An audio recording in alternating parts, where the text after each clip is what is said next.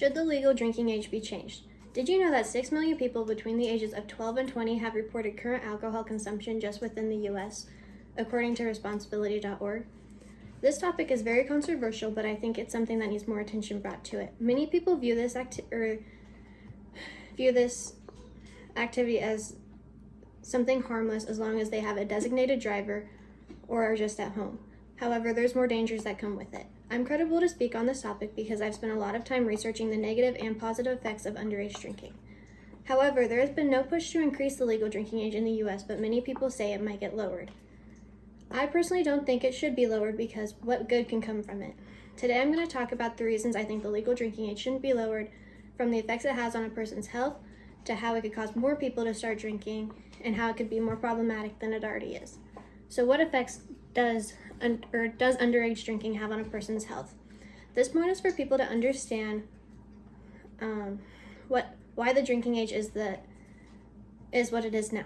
The legal drinking age of 21 is to protect the maturing of a person's brain. Underage drinking has a lot of side effects on a person's body, and it's one of the main reasons why the drinking age is 21 at the moment.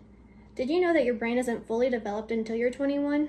And exposure to alcohol before this can cause long-term emotional problems and difficulty with learning, planning, and memory. Drinking at a young age has been scientifically proven to ultimately limit a person's ability to reach their full potential, according to Ariane, author from Alcohol Think Again. With all this information presented, I have another question for you. Do you think that it would cause more people to start drinking if the drinking age was lowered?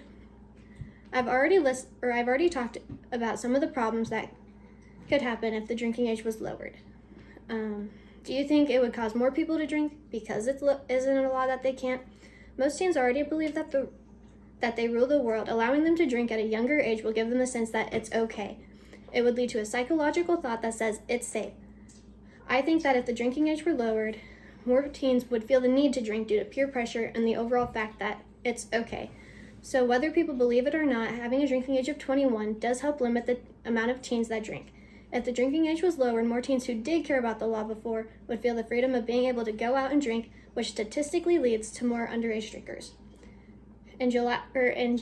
Just in 2022, there were 3.2 million people around the ages of 12 and 20 who reported binge drinking. Allowing this younger generation to legally drink could overall increase the number of alcoholics in the U.S.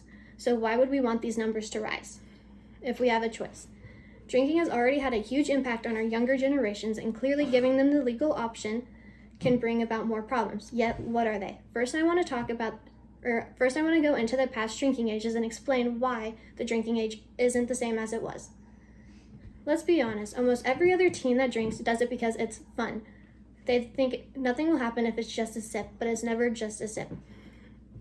In 1839, the first minimum drinking age was passed, and that age was 18. So what caused it to change? Well, the drinking age has been changed several times back and forth between 18 and 21. The first change took place in 1933 due to the 21st Amendment being passed. The